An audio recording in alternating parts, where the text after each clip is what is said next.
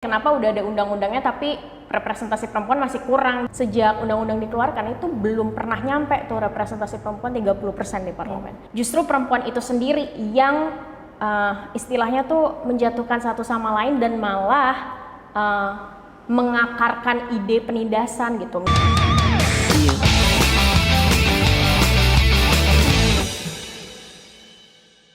Tribuners, di tengah situasi atau sistem berbasis gender bias, seringkali wanita tidak mendapatkan pengakuan atau hak hidup yang sama seperti para pria.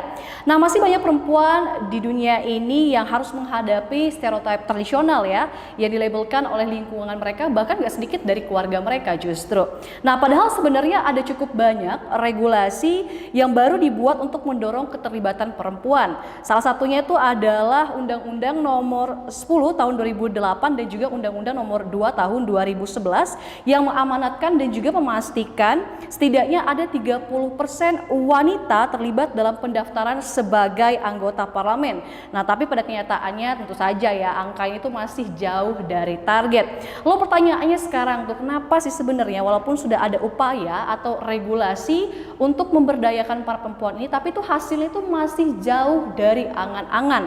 Nah, apakah itu sebenarnya faktor eksternal ataukah justru faktor internal dari dalam diri perempuan itu sendiri? Nah, untuk membahas terkait dengan isu ini bersama dengan saya pada hari ini seperti yang Anda lihat sudah hadir, kita sudah kedatangan seorang tamu perempuan muda. Halo Mbak. Hai. Nah, Mbak mungkin bisa perkenalkan sedikit nih terkait dengan siapakah Anda sebenarnya dan background Anda secara umum. Ya, Silahkan. Baik, terima kasih. Perkenalkan, aku Mentari.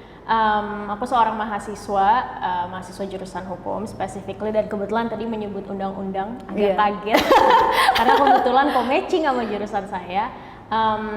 Kesibukan saya hari-hari ini kuliah dan magang aja, dan lagi stay di Balikpapan karena kampus sebenarnya di Jakarta dan kesibukan sebenarnya lebih saturated di Jakarta, tapi karena pandemi semuanya di-convert online jadi harus di Balikpapan. Oke, tapi tadi bener ya undang-undang yang aku baca ini tuh ya? Betul, itu kayak undang-undang pemilu deh. Oh, oke. Untung aja bener. Soalnya langsung di depan orang ini ngomongin ya. Oke, langsung saja Mentari. Terkait dengan isu ini, apakah bagaimana sih pandangan kamu sebenarnya tentang isu ini, dan mungkin kau bisa memberikan contoh sedikit nih kepada Tribuners atau teman-teman di rumah terkait dengan isu ini itu sebenarnya apa sih? Sebenarnya kalau yang disebutkan kakaknya di awal tadi tuh isunya lebih ke representasi perempuan di parlemen sebenarnya sih. Dan kalau kita pakai kacamata demokrasi, sebenarnya itu lebih ke demokrasi prosedural karena kita ngomong di representasi gitu. Nah, sedangkan demokrasi itu ada jenisnya, ada substansial, ada prosedural. Kalau kita ngomong prosedural itu emang ke pemerintah heavy ya, maksudnya kayak ya mau nggak mau kontribusi pemerintah sebagai pemegang kuasa dan pemegang otorisasi itu ada di situ gitu.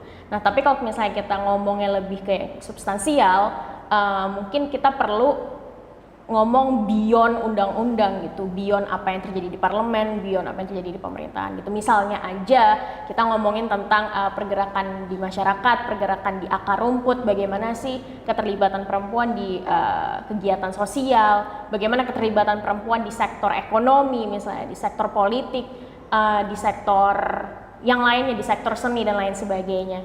Sebenarnya itu yang lebih substansial kalau misalnya kita ingin membicarakan tentang representasi perempuan, karena balik lagi representasi perempuan itu nggak cuma sesuatu yang simbolis, tapi juga harus bisa memberi makna yang lebih dalam gitu. Kayak misalnya di sektor, kayak misalnya deh kenapa udah ada undang-undangnya tapi representasi perempuan masih kurang gitu, masih ada aja kebijakan yang nggak pro perempuan. Yaitu kembali lagi karena substansinya mungkin nggak kebawa karena kita terlalu fokus pada formalitas.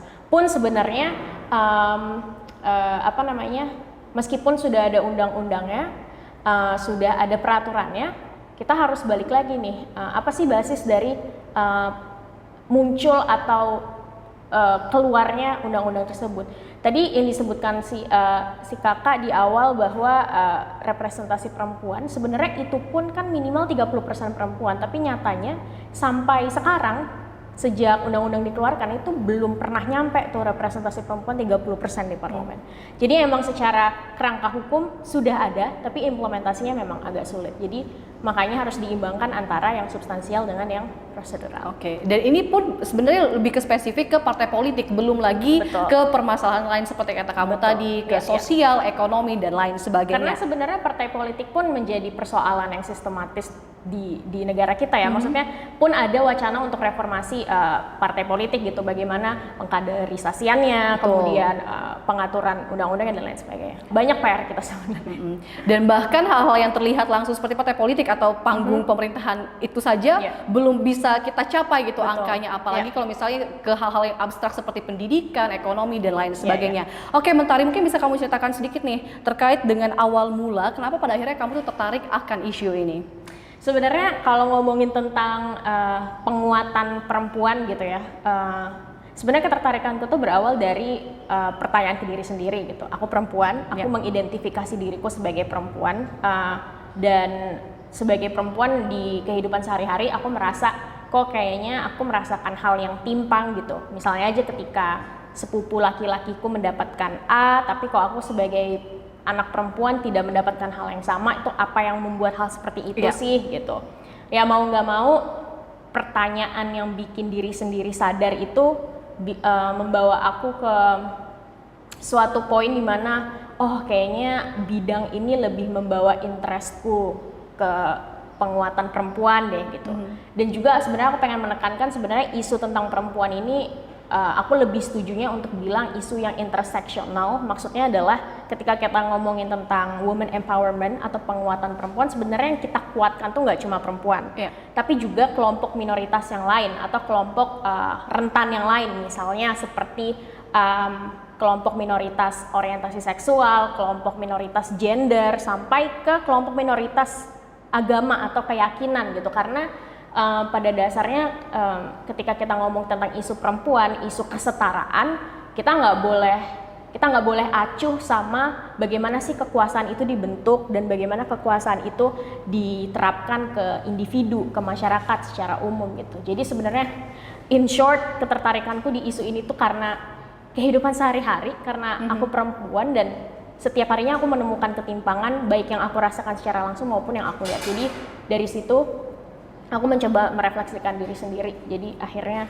oke, ini isu yang aku senangi. Oke. Tadi sempat kita bicarakan ya di awal terkait dengan implementasi dari pemberdayaan perempuan sendiri. Tapi barusan kamu ngomong soal ternyata sebenarnya pemberdayaan perempuan itu bukan hanya sekedar soal perempuan saja, tetapi juga ada orang-orang lain di belakangnya seperti itu. Dan bagaimanapun juga pemberdayaan perempuan itu pasti berhubungan dengan orang-orang di belakangnya. Nah, pertanyaannya adalah kalau kamu sendiri melihat ini terlepas dari implementasinya tadi yang masih ngaco sampai hari ini. Nah, kira-kira ada nggak sih kayak bias mungkin di miskonsepsi lah seperti itu di kalangan masyarakat terkait dengan pemberdayaan perempuan ini? Mungkin mikirnya elah perempuan tuh sekarang jadi mau lebih melawan gitu ke sistem atau mungkin ke laki-laki gitu. Lah gimana kalau menurut kamu, Mentari? Kalau bias itu sebenarnya kenapa ada penindasan perempuan pun atau kenapa perempuan itu menjadi subordinat di struktur masyarakat ya salah satunya karena bias gitu. Dan kita nggak boleh lupa bahwa patriarki, lagi-lagi nilai-nilai patriarki di masyarakat kita Indonesia secara umum tuh emang masih mengakar sekali sampai ke sistem-sistem, sampai ke pemerintah, ke parlemen, ke pemerintahan gitu ya. Dan itu memang bikin bias-bias ini semakin kuat gitu, yang awalnya biasnya hanya existing, hanya ada, tapi karena ada internalisasi sistem, internalisasi nilai-nilai patriarki ini tadi ke sistem-sistem, jadinya makin kuat gitu. Sebenarnya hadirnya bias dari pergerakan atau perlawanan perempuan ini juga nggak lepas dari bagaimana posisi laki-laki dan perempuan di masyarakat sih. Kayak misalnya aja kan perempuan selama ini tuh di punya label bahwa perempuan harus lemah gemulai, harus selalu sopan santun, harus selalu nurut, harus selalu sopan dan memberikan kesan yang baik kepada semua orang. Sedangkan kalau laki-laki nggak pernah tuh ada tuntutan kalau laki-laki harus selalu senyum, laki-laki harus selalu sopan. Nah, menurutku pembagian yang berbeda ini atau yang aku sebut sebagai pembagian biner ini yang menyebabkan kadang pergerakan perempuan seperti ya misalnya saja ya melalui ideologi feminisme itu masih mendapatkan perlawanan di masyarakat, karena masyarakat yang masih patriarkis misalnya selalu menganggap bahwa feminisme itu misalnya anggapan yang liberal, anggapan yang tidak sesuai Pancasila, tidak sesuai undang-undang. Padahal kalau misalnya teman-teman di rumah mencoba memikirkan kembali sebenarnya apa sih nilai-nilai yang dibawa undang-undang dasar Pancasila itu apa? Sebenarnya di Pancasila sendiri pun kita menjunjung kesetaraan ya. Betul. Dari sila 1 sampai sila 5 kalau misalnya teman-teman mau mendalami itu. Dan sebenarnya dari pergerakan atau perlawanan perempuan itu sebenarnya narasi itu yang dibawa, narasi kesetaraan bagaimana sih bukan mengambil tempat ya, tapi setara gitu. Jadi nggak ada yang saling menjatuhkan, nggak ada yang pengen menjadi superior gitu. Yang namanya juga setara gitu, bukan mencoba untuk mengalahkan tapi menjadi untuk setara gitu. Sebenarnya term yang paling cocok tuh adalah equity sih sebenarnya, instead of equality. Karena kalau equity adalah menambah tool yang kurang supaya orang yang kekurangan tool ini menjadi sama. Betul. Gitu. Kalau equality kan keseragaman.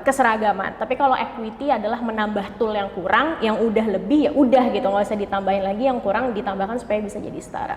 Menurutku itu sih yang bisa ngebuat pergerakan perempuan menjadi negatif di masyarakat itu, karena masih ada anggapan kalau perempuan harus begini, laki-laki harus begitu. Padahal kan dalam suatu pergerakan justru itu poinnya yang mau kita bongkar, yang mau kita interogasi. Betul, karena sekali lagi keseragaman itu belum tentu adil. Belum ya kan? tentu adil, betul. Oke, nah pertanyaan selanjutnya Mbak Tani, kalau nggak salah tadi di belakang nih kita sempat ngobrolin kalau kamu tuh sekarang sedang sibuk magang di mana tadi?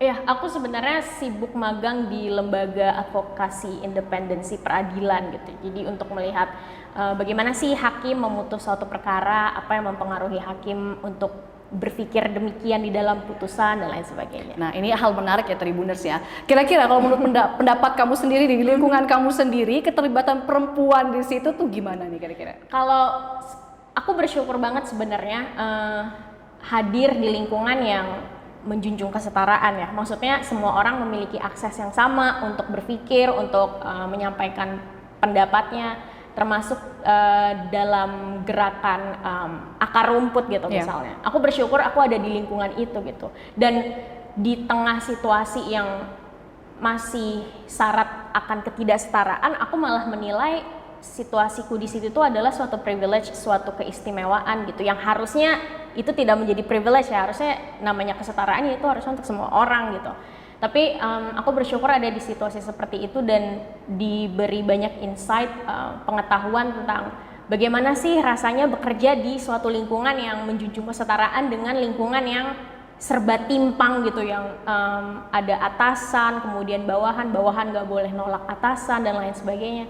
Aku bersyukur ada di posisi lingkungan kerja, lingkungan sekolah yang menjunjung kesetaraan. Oke, ini tadi sempat kita bahas ya di awal-awal terkait dengan hasil dari upaya pemerintah maupun masyarakat memberdayakan perempuan yang ada di Indonesia saat ini. Nah, kalau menurut kamu sendiri, kenapa sih pada akhirnya tuh hasilnya itu masih jauh dari angan-angan? Apakah mungkin ini sebenarnya pertanyaannya sih, pertanyaan besarnya, apakah mungkin ini karena faktor eksternal, dukungan yang kurang, ataukah justru faktor internal dari dalam perempuan sendiri? Karena tadi kamu sempat sorot terkait dengan privilege kan.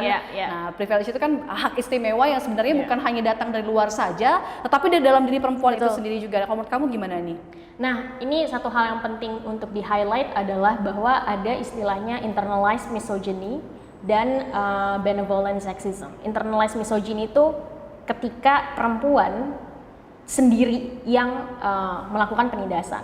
Instead of kita lifting up each other, kita mendukung satu sama lain, sesama perempuan, meskipun luas ya isunya, nggak cuma perempuan, tapi dalam hal ini perempuan, justru perempuan itu sendiri yang istilahnya tuh menjatuhkan satu sama lain dan malah mengakarkan ide penindasan gitu. Misalnya kayak kamu gendut, kamu nggak cantik, kamu nanti terlalu gemuk, gak ada cowok yang suka loh. Itu kan misogyny.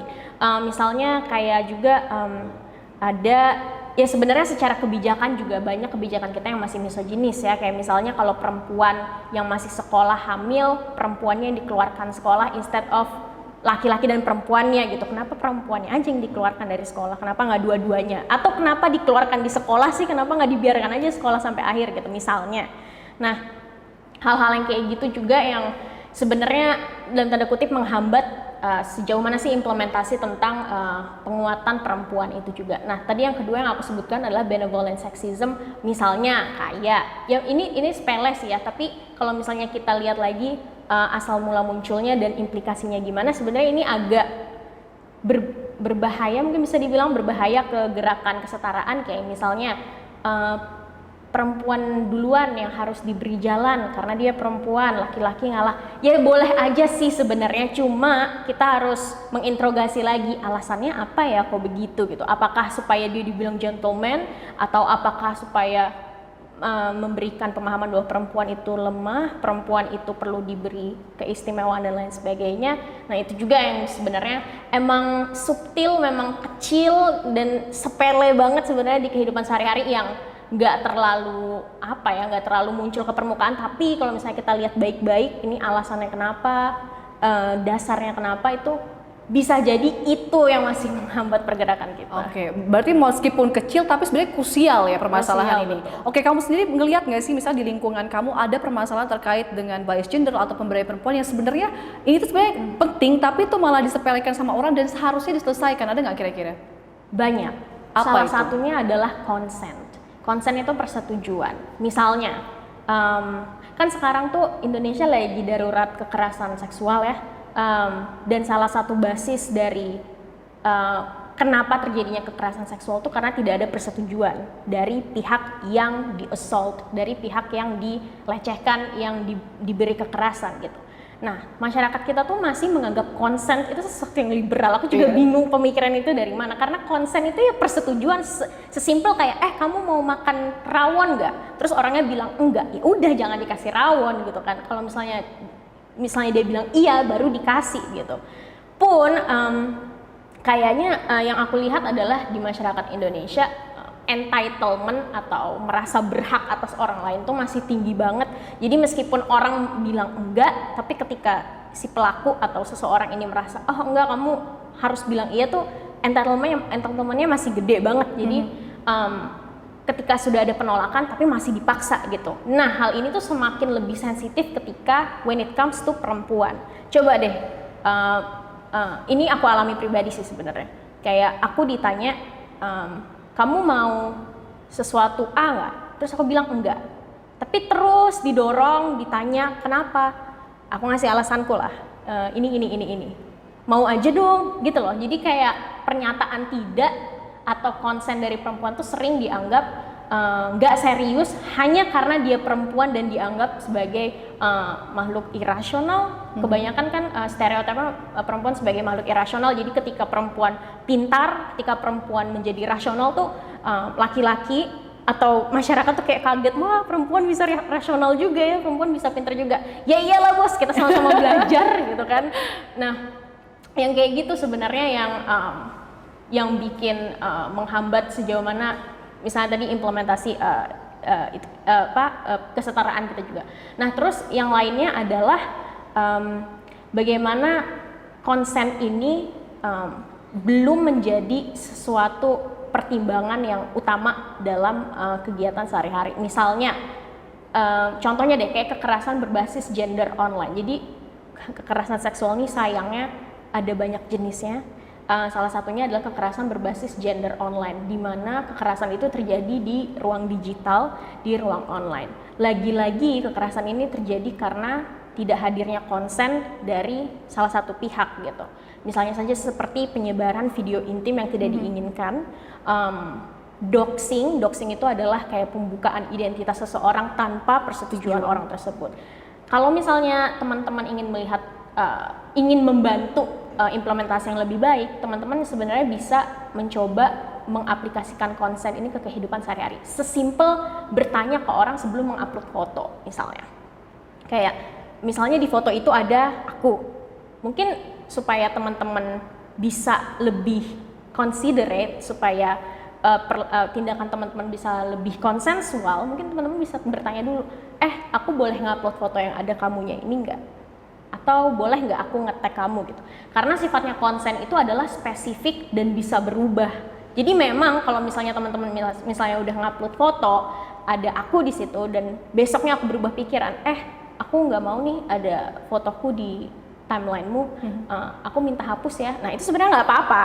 Sama dengan kejadian yang membuat kekerasan seksual terjadi kan, misalnya 2 orang atau lebih melakukan hubungan seksual, di tengah-tengah dia berubah pikiran untuk tidak mau, ya harusnya itu sah-sah aja karena di situ basisnya konsen gitu. Nah ketika salah satu pihak menolak untuk berhenti, nah disitulah kemudian terjadi yang namanya kekerasan. Karena untuk bisa mengidentifikasi kekerasan itu kita harus tahu siapa yang punya kuasa dan bagaimana kuasa tersebut diimplementasikan ke pihak lain. Betul, setuju. Untuk kasus kekerasan seksual ini sebenarnya masih menjadi fokus kita bersama sih, karena betul. jujur Sangat ya, prihatin. karena jujur pemerintah ataupun mungkin masyarakat tuh masih mengabaikan sekali yang namanya konsen gitu kan. Betul, ya. Karena kan pada awalnya kekerasan seksual, apalagi khususnya dalam hubungan romantis antara perempuan dewasa, laki-laki dewasa itu kan titik temunya adalah di konsen. Kapan itu kemudian menjadi persetujuan bersama keduanya, kapan kemudian itu menjadi pemaksaan seperti itu.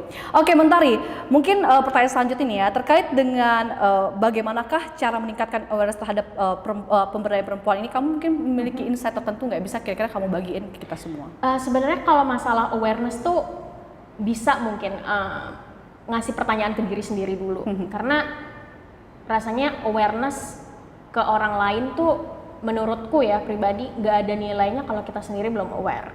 Karena fungsi dari awareness itu kan untuk membangunkan kan, untuk membuat sadar, untuk untuk membuat sadar gitu. Bagaimana kamu bisa membuat sadar orang lain kalau kamu sendiri belum sadar gitu isunya apa? Bisa aja sih kita kayak di sosmed sharing tentang tulisan atau artikel atau apa, tapi kan yang paling utama adalah kamu udah sadar belum sih posisimu di masyarakat itu bagaimana, posisimu di isu ini bagaimana gitu. Nah ini yang menjadi permasalahan adalah ketika misalnya ada suatu lembaga yang mendukung kesetaraan tetapi terjadi kekerasan di lembaga itu sendiri. Nah itu yang mencoba kita hindari gitu, karena harusnya membangun kesadaran adalah ya baiknya sih di internal dulu, di dalam dulu nih, coba dicerca pertanyaan dulu di dalam diri sendiri. Aku nih ya meskipun jadi kayak existential question ya, kayak aku nih apa, aku di mana. Tapi nggak apa-apa, itu pertanyaan yang bagus, pertanyaan yang baik untuk bisa memposisikan diri sendiri di isu tertentu, di struktur masyarakat tertentu gitu. Nah itu secara internal ya. Terus kalau misalnya udah sadar nih, udah tahu, udah inform diri sendiri ini, bisa lewat orang terdekat, sesimpel di keluarga mungkin, karena keluarga di Indonesia masih susah ya untuk bisa memberikan pemahaman tentang kesetaraan gini, karena sangat hierarkis dan sangat tersaturasi kekuasaannya di satu pihak tertentu. Kemudian baru bisa lewat sosial media, karena kan sekarang platform udah di mana-mana untuk bisa menyuarakan pendapat, untuk bisa menyuarakan apa yang perlu dibangun kesadarannya, itu udah luas banget media kita, dan menurutku kita nggak pernah kekurangan media untuk bisa menyampaikan itu.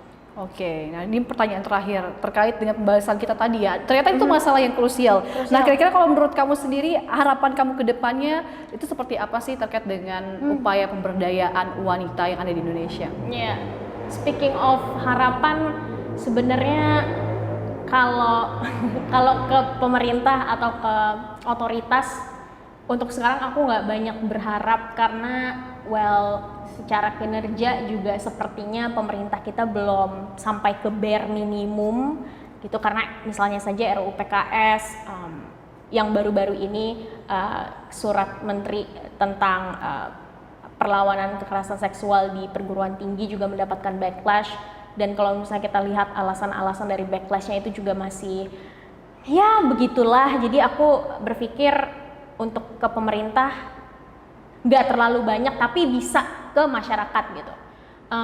Kan sumber informasi itu sebenarnya kita banyak banget, internet, buku, jurnal, dan lain sebagainya. Kita bisa untuk mengarus utamakan bacaan-bacaan yang menurut kita bisa menjunjung kesetaraan itu ya, bisa mendukung ide kesetaraan itu. Nah, dengan gerakan komunitas misalnya, atau di akar rumput misalnya, atau di sosial media misalnya, yang sekarang orang udah terkoneksi semua dengan HP, dengan internet, bisa tuh lewat situ. Tapi tentu saja tetap harus sensitif ke hal-hal tertentu karena again isu perempuan gak cuma satu, dia interseksional, gak cuma tentang perempuan tapi juga kelompok minoritas yang lainnya. Tentu dalam penyebaran informasi juga harus dipertimbangkan sensitivitas yang lain. Jadi harapanku sebenarnya semoga dengan kecepatan informasi yang ada sekarang masyarakat bisa lebih meningkatkan kewaspadaan dan kesensitifan dan juga pertimbangan lain terkait dengan posisi masyarakat rentan atau masyarakat minoritas lainnya dalam menyebarkan informasi. Oke, baik. Dan berarti ini sekali lagi ya, lebih baik itu memang tidak menunjuk instansi atau pemerintah, tapi lebih lagi kembali ke diri sendiri. Sebenarnya untuk to hold government accountable itu tetap harus ya, supaya bagaimana pemerintah bisa bertanggung jawab atas kebijakannya, atas keputusannya itu tetap harus gitu. Hanya saja dalam prosesnya itu nggak mudah. Karena again pemerintah kita kadang kan stubborn ya, kayak kepala batu gitu, kayak susah gitu. Padahal kan yang perlu dipenuhi kebutuhannya kan kebutuhan masyarakat. Harusnya setiap kebijakan itu membawa public interest kan, instead of interest yang lain, interest kelompok tertentu, oligarki gitu yang kita tahu sekarang. Untuk tetap meminta pertanggungjawaban pemerintah tuh tetap harus gitu, kita nggak boleh lengah untuk meminta pertanggungjawaban, tapi juga kita harus mengimbangi dengan bagaimana masyarakat memahami isu ini, terus bagaimana masyarakat bisa mengkritisi isu ini, kemudian bagaimana masyarakat bisa membawa isu ini menjadi lebih besar sampai mempengaruhi kebijakan pemerintah gitu. Wah, luar biasa sekali ya, banyak banget insight yang kita dapat dari Mentari terkait dengan isu ini. Karena jujur saya secara pribadi, kalaupun membaca terkait isu ini ya paling hanya dari media sosial atau dari laman berita gitu. Tapi kalau untuk mendengarkan langsung nih dari pegiatnya itu baru pertama kali ini. Oke, Mentari, di sini ada beberapa pertanyaan nih, rapid question yang bisa kamu jawab mungkin ya. Sebenarnya pertanyaan biasa, nggak seperti yang tadi sebenarnya. Oke, yang pertama, Maldives atau Raja Ampat? Raja Ampat. Kenapa tuh? Karena aku belum pernah ke Papua. Oke, luar biasa. Saya juga belum pernah ke sana. Bahkan ke Maldives pun juga belum pernah. Pengen banget sih kedua-duanya sebenarnya. Iya, tapi karena pilih salah satu ya satu aja Raja udah Ampat. gitu ya, Raja Ampat.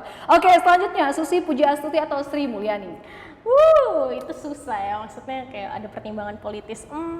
Mungkin Susi. Oke. Kenapa sih perempuan tuh selalu mendapat pilihan gitu ya, nggak bisa pilih dua-duanya? Karena saya suka dua-duanya. Oke, selanjutnya nonton Netflix atau shopping? Netflix. Oke, lebih murah. Bener juga. Selanjutnya, terakhir ya, Najwa Shihab atau Dian Sastro? Kalau ngelihat dari proximity jurusanku, Najwa Shihab, karena Najwa Shihab juga hukum. Tetep ya. Oke, demikian Tribuners obrolan kita atau bincang-bincang singkat kita bersama dengan Mentari kali ini. Dan ini merupakan suatu kehormatan sekali buat kita, di mana pada hari ini sudah hadir bersama kita seorang perempuan muda yang fokus pada isu ini. Dan semoga Tribuners dengan adanya bincang-bincang singkat kita tadi yang Mentari ya, bisa mendatangkan insight baru dan juga bisa mendapatkan pengalaman serta awareness kita bisa semakin tingkatkan terkait dengan isu ini. Oke, Tribuners, saya Bella juga Mentari pamit undur diri. Sampai jumpa di Obsesif berikutnya. Bye.